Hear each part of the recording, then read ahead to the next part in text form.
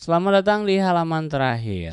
Malam ini aku mau bawa kamu ke tahun 1701 di Edo, Jepang. Sebuah lembar sejarah tentang 47 orang yang kehilangan segalanya, gelar, harta, bahkan nama baik cuma buat menjaga satu hal, kehormatan. Pasang posisi paling enak, tarik selimut kamu. Kita mulai ceritanya. Bagian 1, kehancuran yang mendadak. Bayangin kamu punya pemimpin yang adil, namanya Lord Asano. Tapi karena satu jebakan licik dari pejabat korup bernama Kira, Asano dipaksa melakukan sepuku atau mengakhiri hidupnya sendiri. Dalam sekejap, 47 prajuritnya jadi ronin prajurit tak bertuan. Gelar mereka dicabut, keluarga mereka diusir, dan mereka dianggap sampah masyarakat. Secara teknis, mereka nggak punya apa-apa lagi.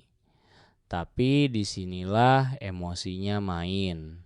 Alih-alih langsung balas dendam secara brutal, mereka milih buat menghilang.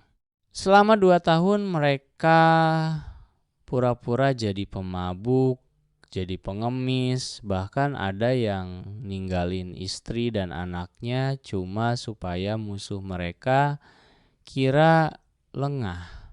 Kesunyian selama 2 tahun itu adalah siksaan mental yang luar biasa berat buat seorang prajurit.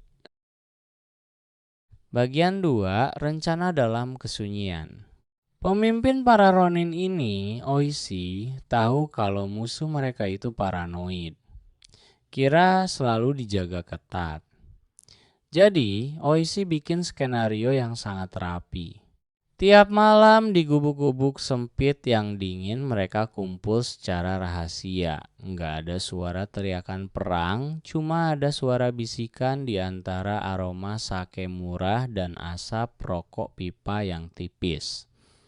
Mereka ngumpulin data, pelajari denah rumah musuh sampai hafal setiap sudut temboknya.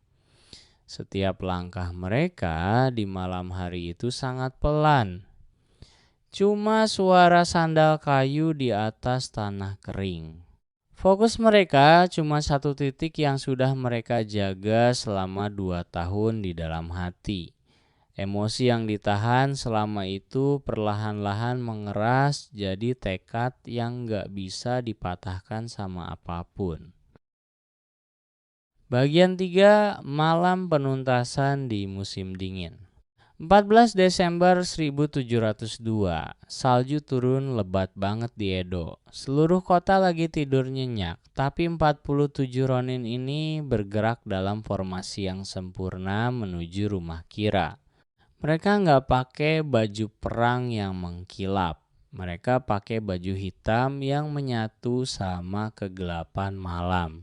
Pas mereka sampai di tembok rumah musuh, kesunyian itu pecah sama suara drum perang yang kecil tapi mantap. Mereka masuk dengan presisi yang gila. Gak ada ampun, gak ada keraguan. Segala rasa sakit, penghinaan, dan kerinduan mereka selama 2 tahun tumpah di malam itu. Begitu tugas selesai, mereka gak kabur. Mereka justru jalan dengan tenang menuju makam majikan mereka, Lord Asano, buat naruh kepala musuh mereka di sana sebagai bukti janji yang sudah lunas. Bagian 4, harga sebuah kehormatan. Pemerintah saat itu dilema. Di satu sisi, apa yang dilakuin para ronin ini melanggar hukum. Tapi di sisi lain, kesetiaan mereka itu sangat luar biasa sampai seluruh rakyat Jepang nangis dengar ceritanya. Akhirnya, mereka diizinkan buat mati secara terhormat sebagai prajurit, bukan dihukum sebagai penjahat. 47 orang ini mengakhiri hidup mereka di tempat yang sama, di hari yang sama. Keheningan di tempat itu saat itu kerasa berat banget tapi juga damai. Mereka meninggal dengan senyum karena tugas mereka di dunia sudah tuntas.